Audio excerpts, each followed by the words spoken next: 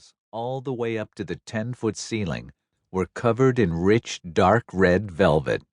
Shoes sank deep into the pile of the soft carpet. The lamps, all ceiling inlaid, could dim or brighten at the touch of a button. Less obvious, not obvious at all to me until I did my own experiments, was the room's harmless nature. Harmless in the specific sense that a person in the room would find nothing to permit self-damage or self-slaughter. Left to explore the room, as I had been free to explore it, any visitor would finally conclude that everything was innocuous with the exception. The eyes of Carmelo Diaz ever and always came back to me, of the occupant. I had no pen, of course, to sign anything, nor would he have. Guards would be brought in to provide a writing instrument if we reached some kind of agreement. That was a large if. I folded the 3 sides of paper and handed them back to Diaz. A model of vagueness, if you don't mind my saying so. The state wishes me to give certain specific information. If I provide it, then certain vague concessions will be offered to me as a quid pro quo. It was written that way at my request. Given the setting, Carmelo Diaz seemed too much at ease. I wondered if he had been here before, dealing with others on the threshold of the chamber of Morpheus. The innocent blue eyes in that rounded Celtish skull told me nothing. Apparent innocence itself meant less than nothing, and all first impressions based on appearances alone are likely to be deceiving. I, for instance, have features and build that appear somewhat coarse, even loutish, while my nature is both sensitive and finicky. No 2 humans are identical, he went on. Your needs and wishes do not match those of the next man. You and I need room to maneuver, a freedom to negotiate. Freedom is hardly a term that I would apply to my situation. Can you offer me freedom? You know I cannot.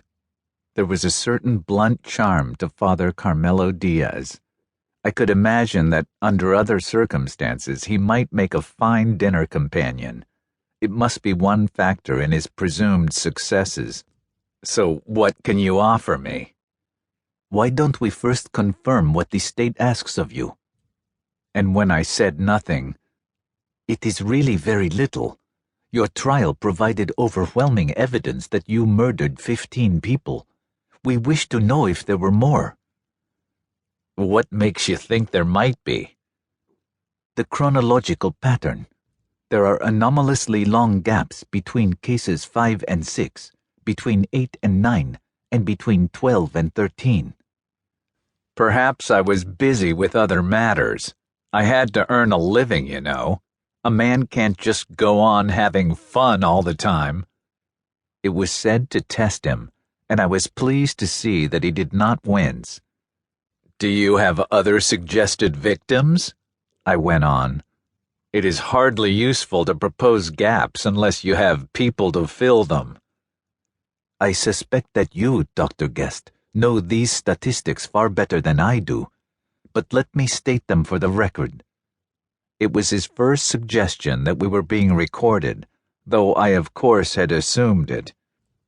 Confining ourselves to this population area alone, he went on, an average of 30,000 14-year-olds run away each year. Most return home in due course, but close to 1/6 of them remain unaccounted for. Of those, let us assume that only 1 child in 1,000 possesses that standard of physical beauty which satisfies your apparent need.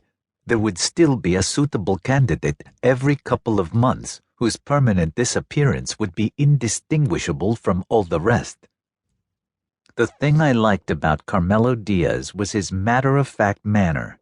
No weeping and wailing and accusations from him about the poor, helpless, doomed children. No suggestions that I was the devil incarnate. It made me wonder if deep inside he carried the same needs. He was deliberately and successfully matching his speech patterns to my own. I didn't let any of this influence me. I learned long ago how easy it is.